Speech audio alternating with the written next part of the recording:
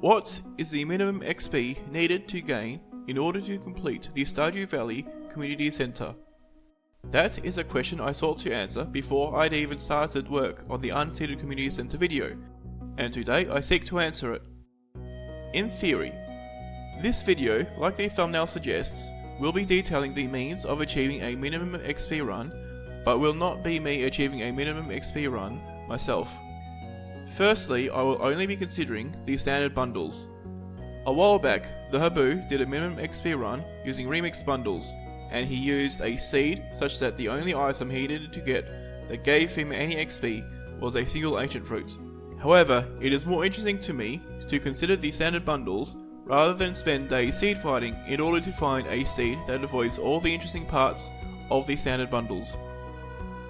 Secondly, in the Habu's run, he used the travelling cart.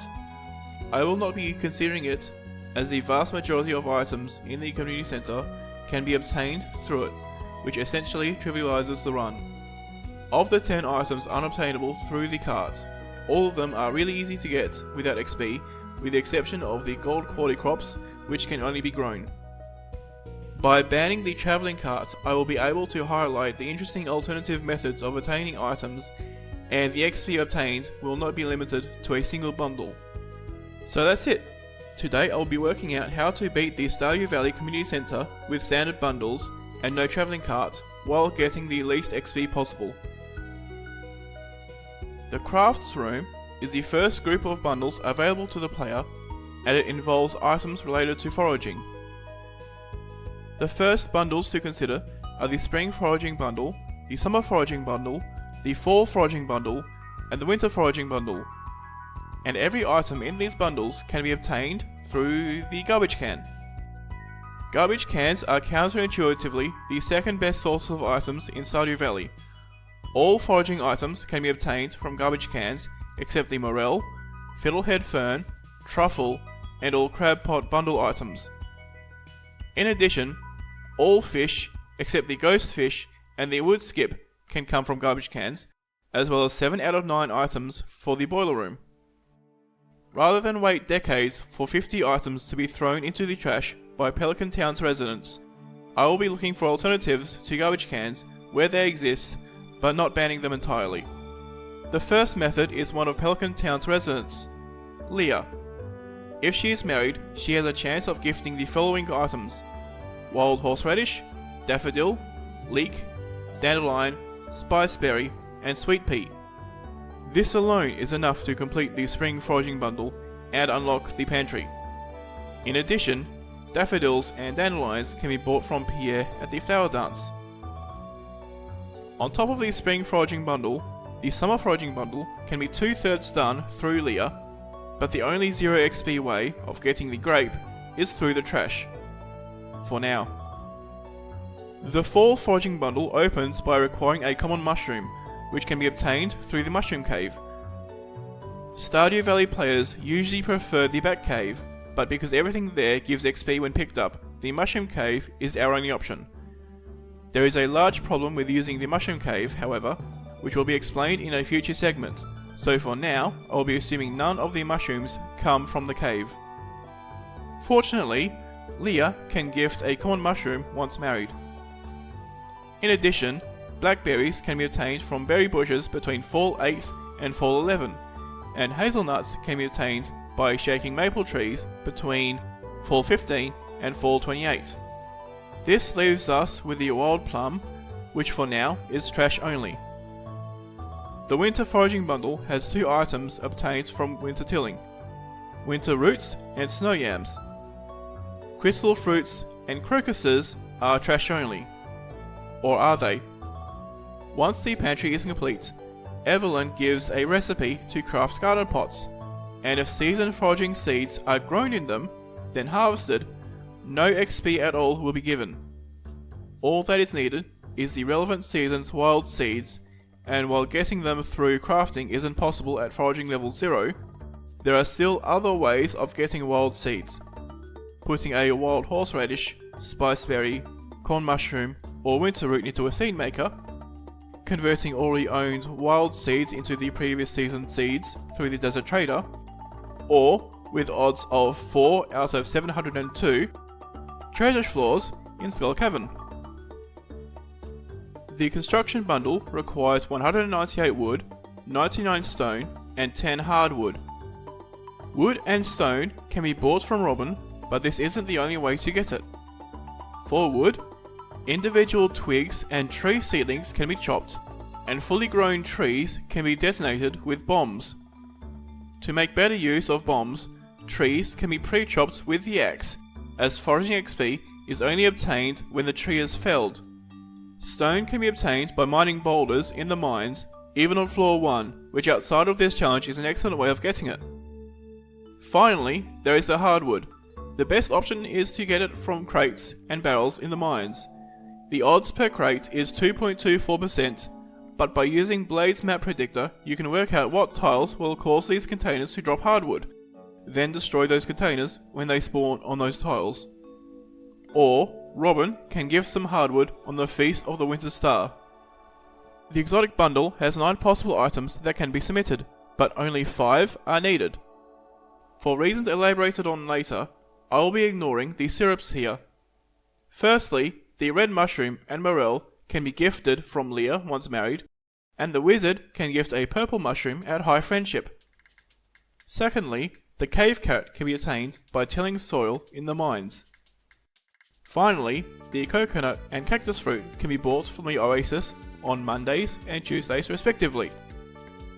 However, if the desert is not unlocked but Leah is married, she can give you a cactus fruit without needing to rush the vault completion. Overall, the entire crafts room can be completed without getting any XP in any skill. The Pantry is a collection of bundles related to farming. On completion, the greenhouse is extremely useful in this run as it is a space forever free of debris.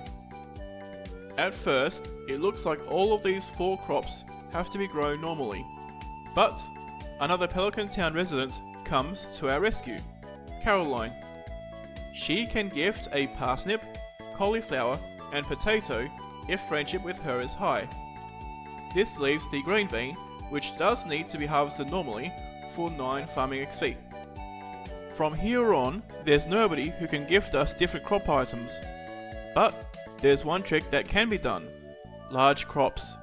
If a watered and fully grown watermelon crop is surrounded by 8 melon plants, and a set of hidden criteria is met that can be predicted by Blade's map predictor, the 9 melon plants will turn into a giant melon. While the melons obtained from chopping down a giant melon is worth more than 9 gold melons, the important part is that this produces no farming XP. The tomato, hot pepper, and blueberry still must be grown normally for a total of 31 farming XP for this bundle. Just like the summer crops bundle, the corn and eggplant needs to be grown normally, and the pumpkin can be grown into a giant crop for no XP. But for the yam, there's 2 ways of getting it: growing or from a Dougie. Growing it gives 22 farming XP, and getting it from a Dougie gives 10 XP, if the Dougie drops at first try. Still, getting it from a Dougie saves 12 XP overall, so this is the method that would be used. You would start the day, kill a single Dougie, and if the 3% chance of a yam doesn't proc, reset the day and do it again. Expect about 34 attempts on average. For this bundle, the total XP is 22 farming XP and 10 combat XP. There's no tricks here. Every item must be grown, resulting in this bundle being responsible for 45% of the overall XP obtained in this run. All that can be done is choosing the 3 crops that give the least XP: parsnips, melons, and corn.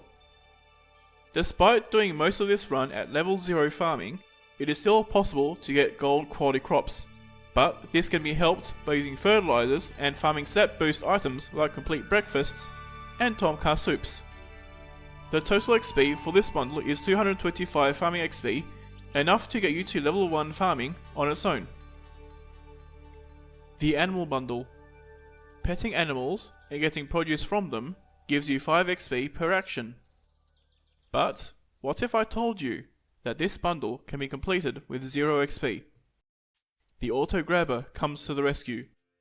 Normally obtained from Marnie once at level 10 farming, this item can also be obtained from treasure chests in Skull Cavern. Can this process be done with no XP gain? Yes.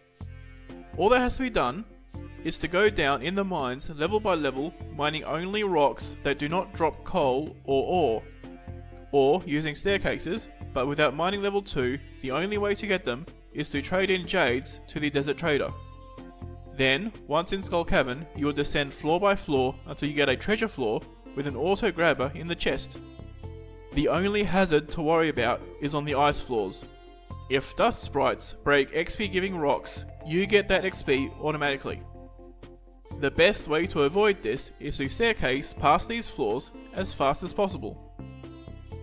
With the auto grabber in hand, which of the 6 options is the best for the bundle?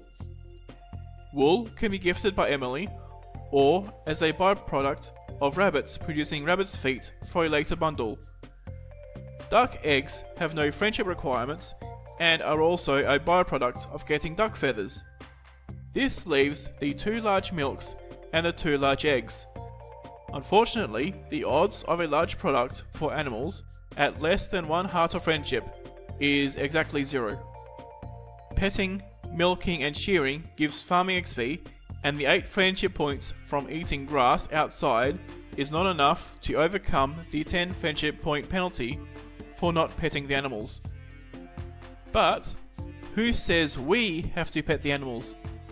With the auto petter obtained the same way as the auto grabber, there is no penalty for not manually petting the animals, and the automated pets provide 7 friendship points, and therefore with an auto petter, animals will eventually reach full friendship.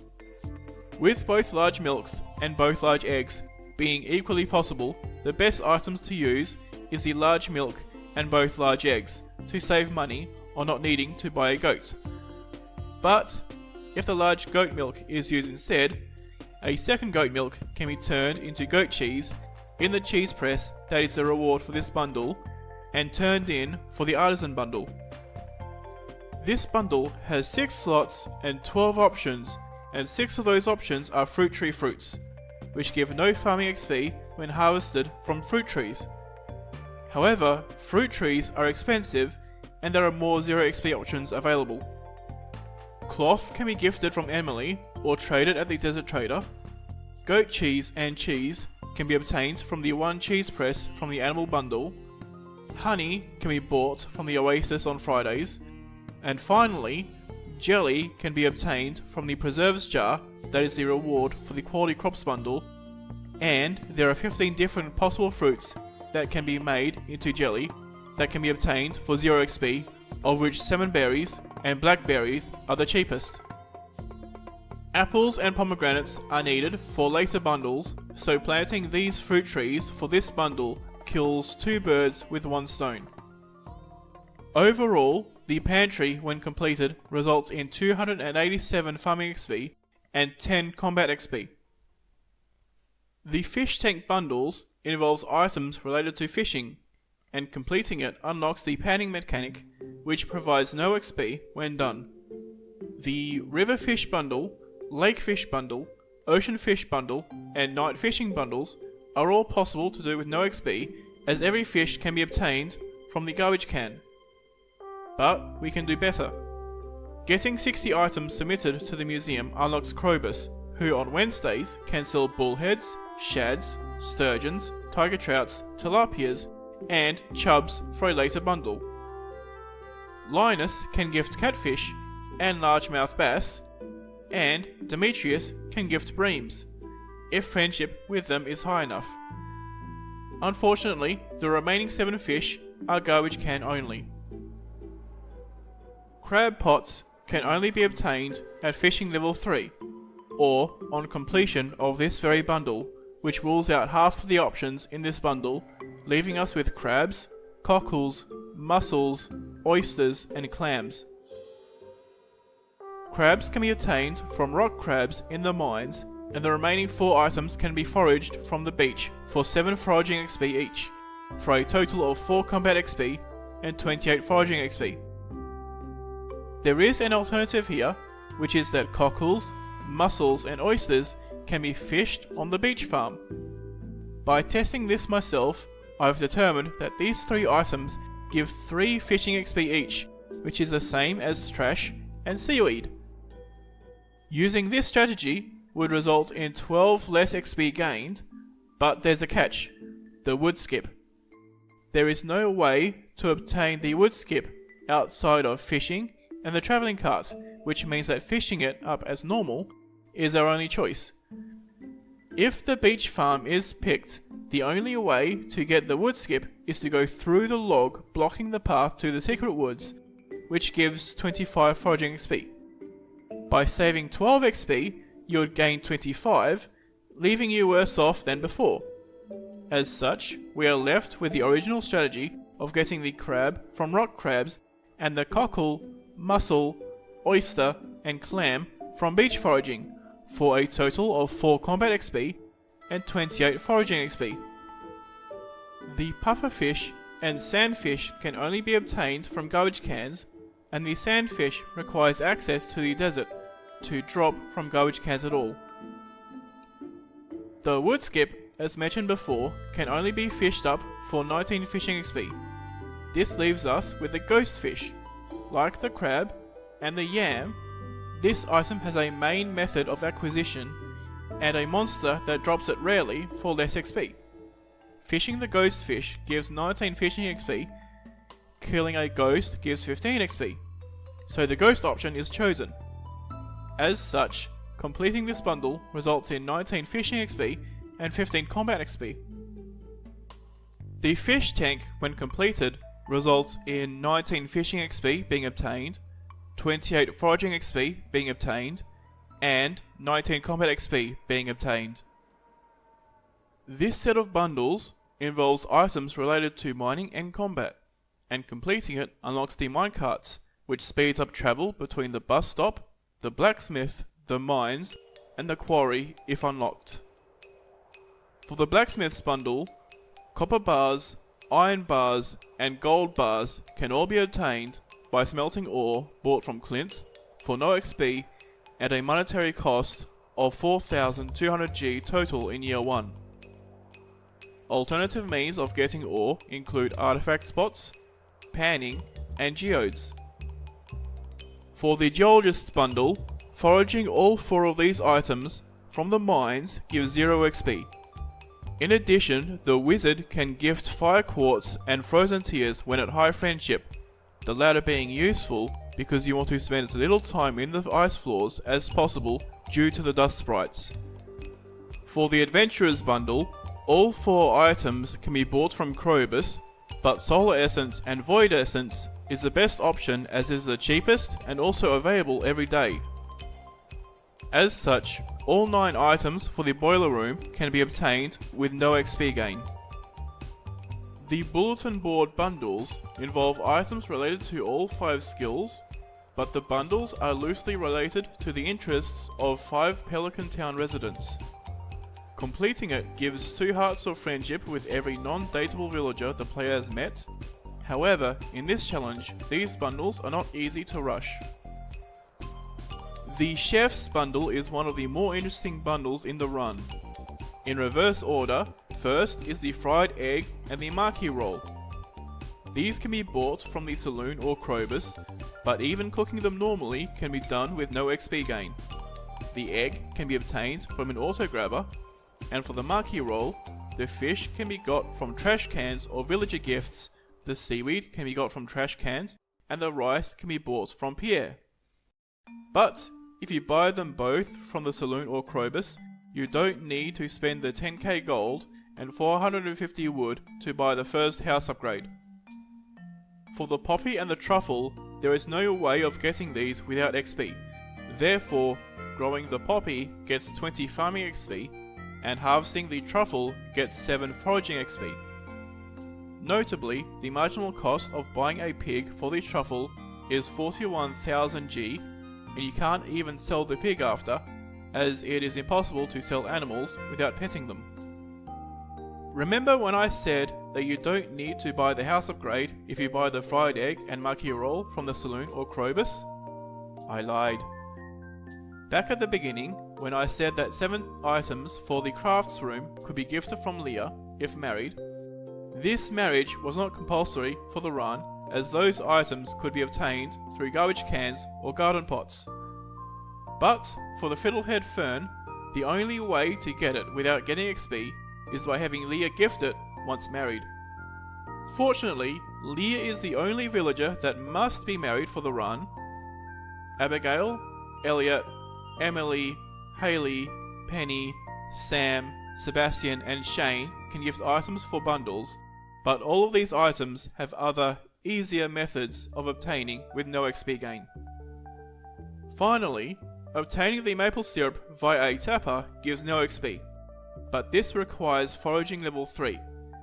However, starting on winter 2 of year 1, Robin sells a machine called a wood chipper, which has a 0.66% chance each of giving a maple syrup, oak resin or pine tar if a piece of hardwood is inserted into it. Since hardwood can be obtained with no XP gain, getting the maple syrup this way also results in no XP gain. In addition, the wood chipper is not seeded the same way a lot of machines are, which means that hardwood can be put into the wood chippers and the day reset if they don't produce the needed syrup. More hardwood and more wood chippers makes this process faster. As such, completing the chef's bundle results in 20 farming XP and 7 foraging XP being obtained. For the dye bundle, the red mushroom can be obtained from Leah, and the duck feather can be obtained through the auto grabber. Unlike chickens and cows, there is no friendship threshold for ducks, where duck feathers become possible. The aquamarine can be obtained through panning, or through containers on ice floors in the mines. The sea urchin can only be obtained with no XP by getting high friendship with Emily and having her send it in the mail. However, despite Emily being marriageable, marriage is not necessary to get this gift, only friendship. Finally, there is the sunflower and the red cabbage, and both items need to be grown normally. Getting red cabbage seeds from serpents or slimes is not an option, but it is perfectly acceptable to grow it in year 2. Both items, once harvested, provide a total of 42 farming XP. For the field research bundle, the purple mushroom can be gifted in the mail from the wizard. The Nautilus shell is a gift from Demetrius, and this is the only 0 XP way of getting this item. The chub is buyable from Krobus on Wednesdays. The frozen geode is a little bit more difficult, but it is nevertheless available from containers, and stones on geode tiles on the ice floors of the mines. Watch out for dust sprites. This bundle is therefore completable with no XP gain. For the fodder bundle, the 3 apples give no XP when harvested from an apple tree, and the hay can be bought from Marnie or retrieved from a barn or coop if there is a silo on the farm. The wheat, however, can only be grown for a total of 60 XP. It is possible to force all 10 wheat to be the same quality, but the 1.5 update makes this no longer an issue. For the Enchanter's bundle, the oak resin is obtained the same way as the maple syrup, by putting hardwood in a wood chipper and resetting the day if no resin is obtained. Due to the low odds of the maple syrup and the oak resin, it is not recommended to donate syrups to the exotic bundle in the crafts room, as all of the other items are a lot easier to obtain. On winter 28, Leah will give a bottle of wine that can be used for this bundle. However, simply putting a fruit in the keg from the artisan bundle is sufficient. The rabbit's foot is obtained the same way the duck feather is, only from a rabbit. 1 is needed for this bundle, and 1 is extremely useful later. Considering rabbit's feet are universally loved, and they can be obtained in iridium quality from an auto grabber, this item is the best item for gifting to villagers for this run. Finally, pomegranates harvested from pomegranate trees give no XP, for a total of no XP gained from completing this bundle. The bulletin board, when completed, results in 122 farming XP and 7 foraging XP being obtained.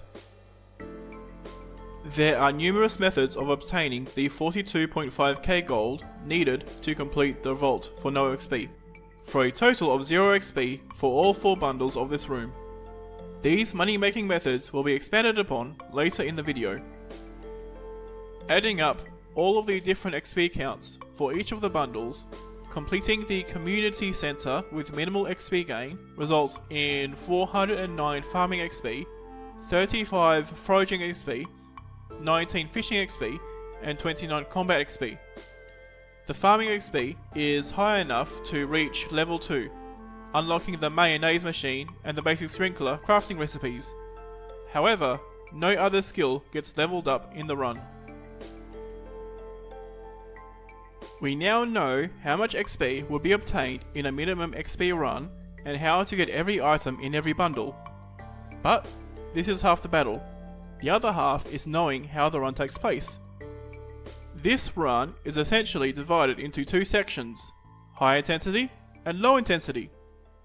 The high intensity section involves completing as many bundles as possible in as short a time as possible, and the low intensity section involves sleeping days while waiting for the town's garbage cans to produce the necessary items. This structure is because of one feature in the game, farm stones.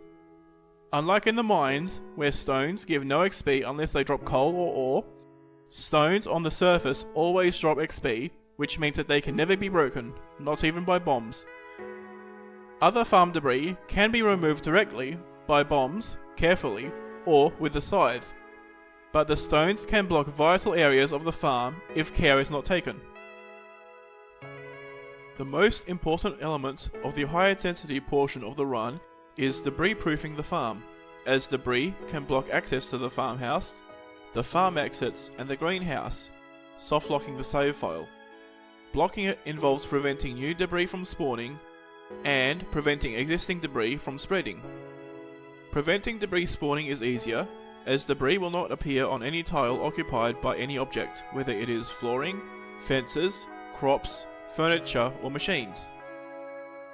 The probable reason for this is to prevent the player from being blindsided by debris overtaking crops and sprinklers, ensuring that attentive players are always able to keep debris away from crops without losing any to debris.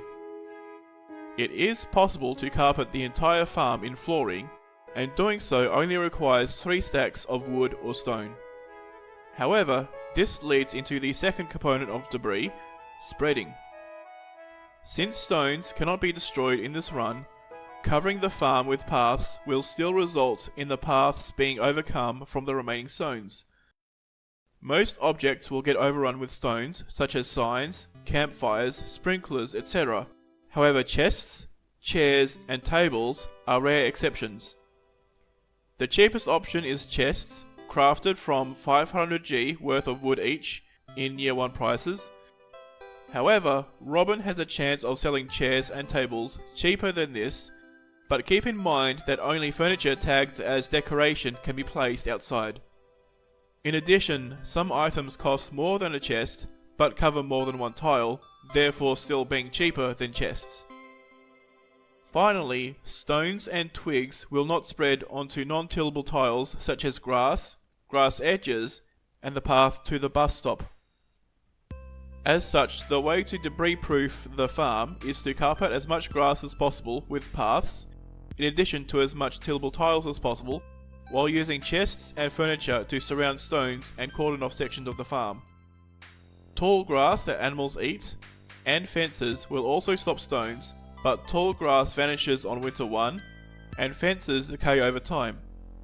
However, these are a useful stopgap in year 1 to maintain 3x3 spots for growing large melons and pumpkins, and to maintain other farm plants like green beans, tomatoes, and eggplants from being overtaken. Once year 2 starts, all the crops that need to be grown should be grown, and the greenhouse moved to the left of the farmhouse, meaning that tillable tiles should no longer be needed, and thus the farm should be protectable by paths only. Note that lightning can still destroy these paths, so make sure to patch the holes after a lightning storm. This brings us back to the problem with the mushroom cave, the stone at the entrance. Stones on the farm are procedurally generated, but there is always a stone directly in front of the farm cave. On any other farm map, you could just walk around the stone, but on the forest farm, this path is blocked by 2 bushes. The tile that this stone is on is even non-tillable, which means that it likely cannot be overtaken by other debris.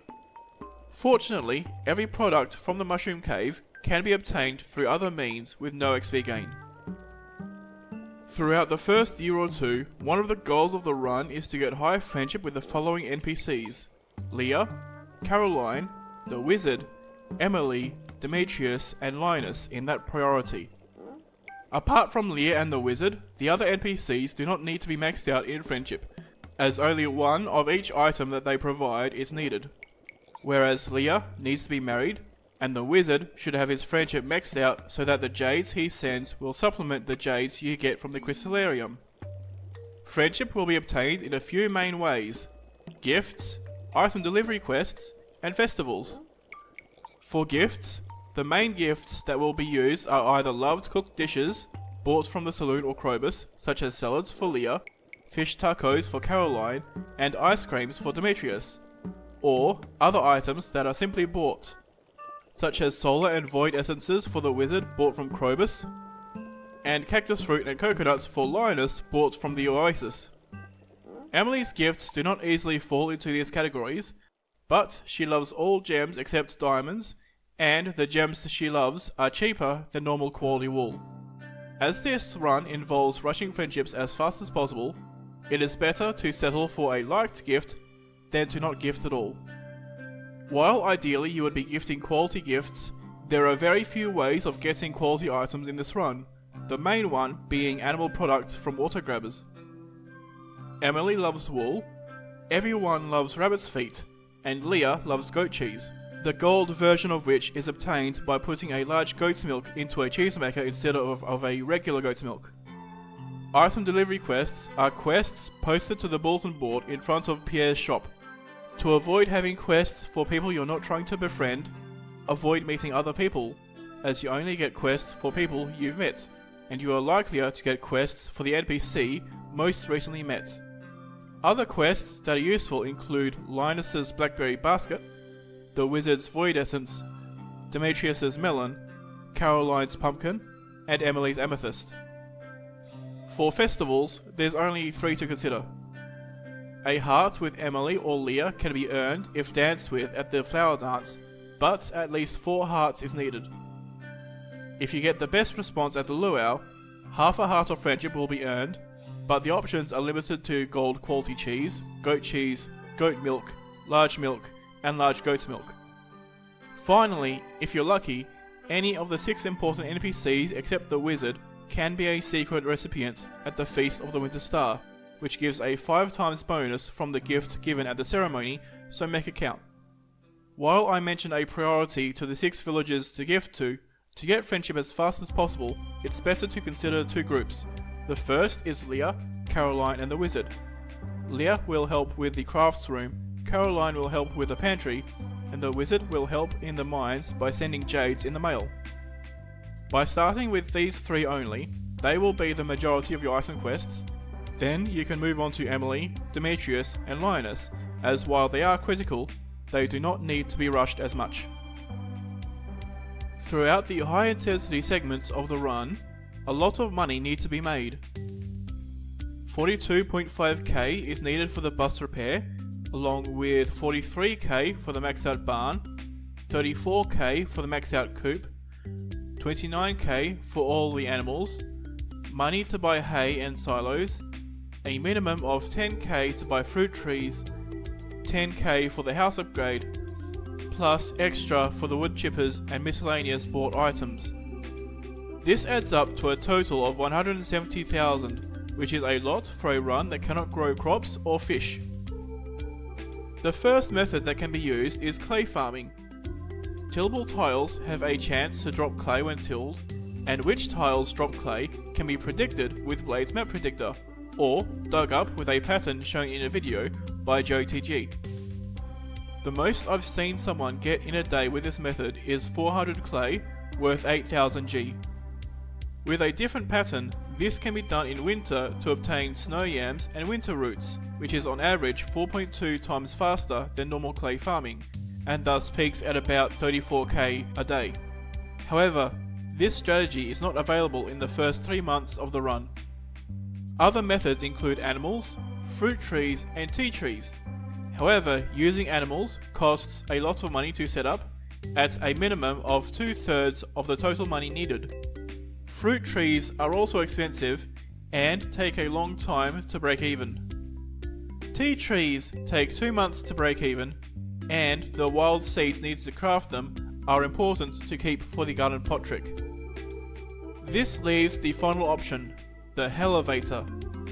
Tiles where stones drop geodes do not change from day to day, which means that the save file can be seeded to have a geode tile close to the ladder or elevator on any floor that is a multiple of 5.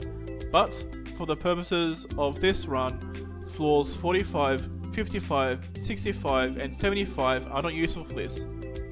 As an example, on the seed 82 and 83, any stone directly to the right of the elevator entrance will drop an Omni Geode. The simplest way to use this strategy is to just sell the geodes. Based on my all startups run, I was able to mine about 120 geode tiles in a day, which is the equivalent of 6000 G per day if it is all regular geodes. However, by getting both Omni Geodes and regular geodes in a day, the geodes can be opened in a specific order to maximize the output of iridium ore, star shards, and other expensive items. In addition, if the bus is repaired, the desert trader can convert Omni Geodes to artifact troves, which can output pearls, gold pumpkins, and treasure chests if opened at the right time, significantly boosting the monetary output and completing the money requirements by the end of spring. As such, the best money-making method is elevatoring, with clay farming being the best for any resources needed prior to Spring 5. In addition to money, this run needs a significant amount of wood and stone. This can be bought, but due to the tedium of the best money-making methods, alternative means are preferred. For stone, 1100 is needed for the maxed barn and maxed coop. This is easy to get though, as boulders in the mines do not give XP when broken, meaning that the floor 1 boulder strategy can be used for stone. However, note that the stone nodes do drop XP, and care should be taken that any regular stones broken to reach the boulders are not stones that drop coal or ore. Due to the ease of this strategy, it is preferable to use stone paths instead of wood paths to debris-proof the farm, which means that at minimum an extra 500 or so stone would be needed. For wood, 3000 is needed for the maxed barn, maxed coop, and the house upgrade. In addition, extra wood is needed to craft chests to debris-proof the tillable tiles, but as mentioned in the debris-proofing section, there's many pieces of furniture that are as good or better for this. The best way to farm wood for no XP is to grow trees in an area where stones don't spawn, like the desert or the spring onion part of the forest. Then chop the trees until they're 1 hit from felling, then using a bomb to fell them, which gives no XP. However, bombs are rare enough and this method tedious enough that it is as reasonable to simply buy the wood. Access to Skull Cavern is needed because auto grabbers and auto petters are needed to get animal produce with no XP gain. These are the only items that are needed from Skull Caverns, but seed makers, crystallariums, bombs, sprinklers, and saplings are all very useful as well. To get there, it is required to get to the bottom of the mines. First up is the first 40 floors. The only goal here is to look for ladders, and the best way to do this is with Blade's Map Predictor, but be sure to only break stones that do not drop coal or ore, not stone nodes, ore nodes, gem nodes, or even mystery gem nodes. Boulders are safe, but they never drop ladders. Ideally, the save file is seeded to give a good Omni Geode spot on floors 25 or 35. Keep in mind that 10 hardwood is needed for the construction bundle, so on floors with the wooden sections that spawn barrels, 3, 9, 19, 24, 29, and so on, Make sure to check with Blade's Map Predictor to see if they drop hardwood, and only break them if they do, because these barrels do not respawn. Then there's the ice floors. As little time should be spent here as possible, as the dust sprites that spawn here can break any rock, and you get the XP. Ideally, you do the first 40, elevate until you complete the vault, then wait until you have 36 jades to turn into 36 staircases to bypass this whole area. Alternatively, you could go down 5 levels a day, making sure to check the XP count on the Stardew checkup website after saving, then returning to the previous day if you do get XP. Note that twice later on it is necessary to return here, once to get a frozen geode, and once to get a ghost fish from a ghost. Whether or not the ice floors are descended via staircases or 5 floors at a time will depend on how quickly you're getting jades. The wizard sends a steady stream, but jades can be duplicated in a crystallarium. Only 2 can be obtained until Skull Caverns is entered. One from the 25k bundle in the vault, and one from donating 50 out of 53 minerals to the museum. Finally, the magma floors are the same as the first 40, there is no need to staircase past all of it. Once the skull key is obtained, descending to the treasure floors is the same as descending on floors 1 to 40 or 80 to 120. Either ladder the whole way down, or look for stones that don't drop coal or ore on ladder spots to go down. At minimum, a single auto grabber and auto padder is needed, but if you have 2 of each, you don't need to switch them between the barn and the coop. Bombs, saplings, crystallariums and seed makers are useful treasures here, but it takes long enough to get the necessary jades that it is better to focus on only what is compulsory at first.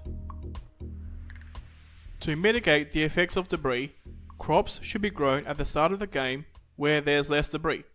One strategy for this is to only grow crops on the outside that are needed for the pantry, saving the poppy, sunflower and 10 wheat for the greenhouse where no debris spawns. Even if this is not done, the number of crops needed is low enough that crows are not an issue. In spring, only the green bean and 5 gold parsnips must be grown.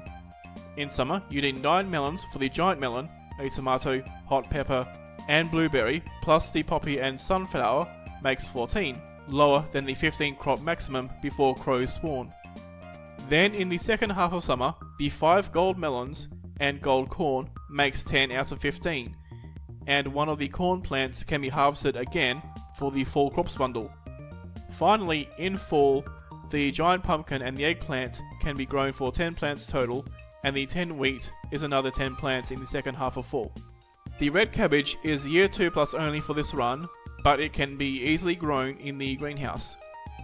For the fruit trees, 1 apple tree and 1 pomegranate tree is a minimum, as this satisfies 2 slots in the artisan bundle, as well as the fodder bundle and the enchanters bundle. Care needs to be taken while these are growing, as the 3x3 tiles around the growing tree must be clear of debris, saplings, flooring and tall grass. Once grown, however, this is not an issue and the fruit trees can be considered permanent, as even lightning will not destroy them.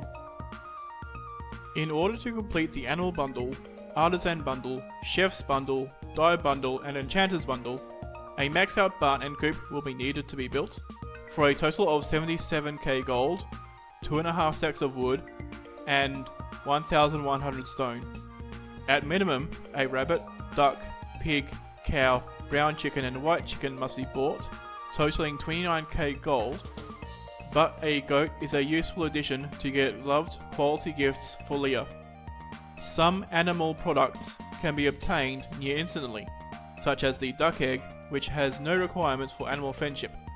However, as 200 friendship is needed to produce a large milk or large egg, and without getting XP only 13 friendship is possible per day from eating grass and the auto petter, it takes an average of 18 days to get a large milk or large egg. Ducks and rabbits do not have this 200 friendship requirement, so they will on average produce duck feathers and rabbit's feet slightly earlier. This process will take longer if the animals cannot find grass. However, as grass doubles as debris proofing, there should be a lot of it on the farm. For quality items, it will take 90 days for animals to be able to produce iridium products, taking into account that they cannot eat grass in winter. Once this happens, however, animals will produce iridium products about half the time. Gold products, however, are likely to be produced as soon as large products start being produced, making the best response at the luau easily obtainable in year 2 on, and at least a few quality rabbit's feet available for the winter birthdays as well. As such, you should aim for buying animals at the end of summer. The money for this is easy, as I had all animals bought by the end of spring in the Unseeded Community Center video, so this may simply be limited by how quickly you get jades, and how quickly you can otherwise descend in the mines and Skull Cavern to get that auto grabber and auto petter. Krobus sells a lot of useful items: 6 fish for bundles, the Maki roll and fried egg for the chef's bundle, and the void essence and solar essence for the adventurer's bundle, and gifts for the wizard. It takes 60 museum donations to unlock him. 45 donations can come from geode minerals, leaving 15 artifacts. 7 can be obtained by tilling in the mines, leaving 8 to find from artifact spots. The quickest way to check the artifact spots is with Blade's map predictor, but it is also possible to explore manually, note which spots have new artifacts, then reset the day and only go for those spots. For further donation rewards, the most useful is the Crystallarium for 50 mineral donations. On top of the 45 minerals possible from geodes, quartz can be found in the mines normally, but the remainder are the gems, which for this run mainly comes from panning and garbage cans. Finally, a magic rock candy can be obtained with 90 overall donations, but as it will take a lot of time to get this, it may be faster to save surplus prismatic shards to buy magic rock candy from the desert trader. Once the farm is debris proofed, and all items grown on the farm or harvested from animals have been submitted, the low intensity segment will begin. Ideally, this transition will take place in spring of year 2, where you are checking the garbage cans every day and waiting for other time-gated items, such as Krobus's fish and any remaining villager gifts. Krobus's fish can be completed within the 2nd year unless you are really unlucky, but the garbage cans can take a long time to produce the items that are needed. The following items are garbage can only: sunfish, carp, sardine, walleye, tuna, red snapper, eel, pufferfish, and sandfish. I checked on the seed I used for the All Stardrops run using the Stardew Predictor website, and if I use that seed, I would be waiting 12 in-game years for all of the items. However, because that website only shows items that are guaranteed and not daily luck dependent, it is possible to get those items even earlier. In addition, because garbage cans are dependent on daily luck, getting the special charm from the truck driver by giving him a rabbit's foot will give a flat 0.025 increase to daily luck, making garbage can drops likelier. This charm is the only way to improve daily luck, unless you go to the effort of counting steps every day to get a perfect luck day every day. It is potentially year 10 plus by the time the community center is completed, but there is one final bundle, the missing bundle.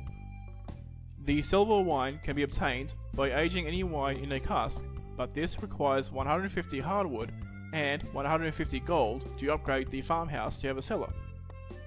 The gold is easy, but the hardwood will be very tedious, checking the mines every day for crates and barrels on tiles where they drop hardwood. But nothing in this process gives XP, so the silver wine is doable. Fortunately, extra hardwood for casks is not needed, as the cellar comes with casks for free. Next up is the dinosaur mayonnaise. Since level 2 farming will be obtained in this run anyway, it is possible to craft a mayonnaise machine for no XP gain. The dinosaur egg for the dinosaur mayonnaise, however, can only come from one source, artifact spots. The odds, however, is 0.6% per spot, so it will take time to get it.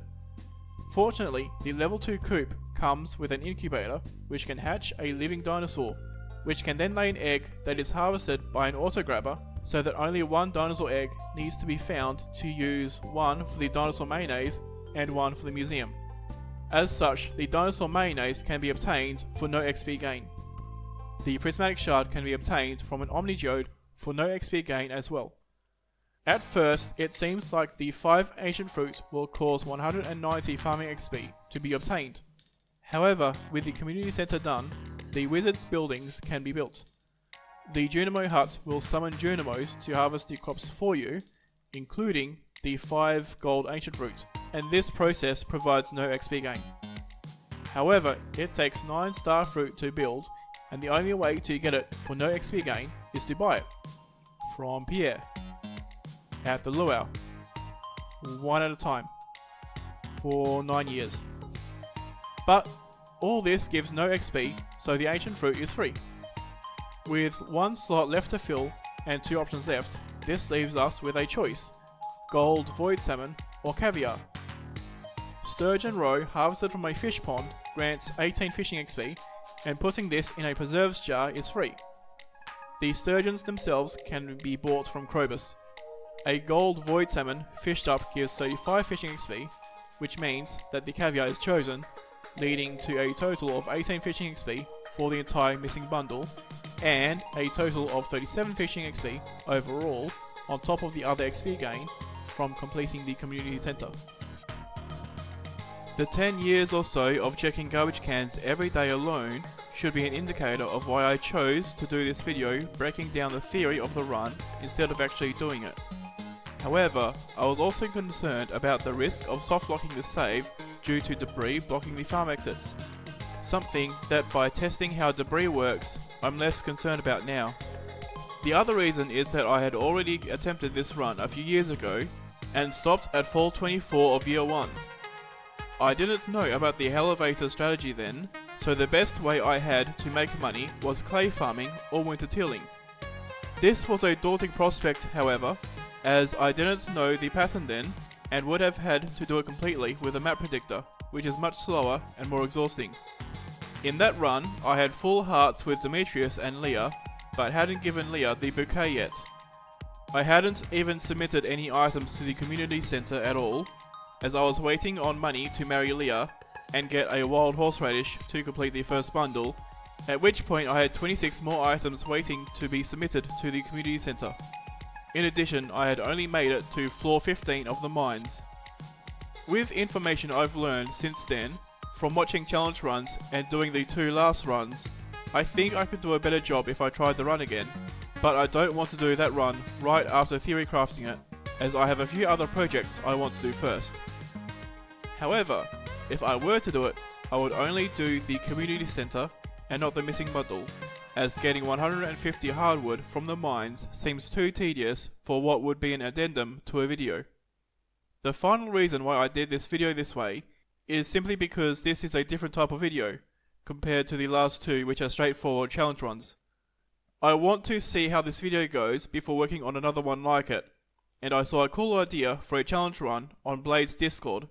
So, thanks for watching this video, and keep an eye out for the next one.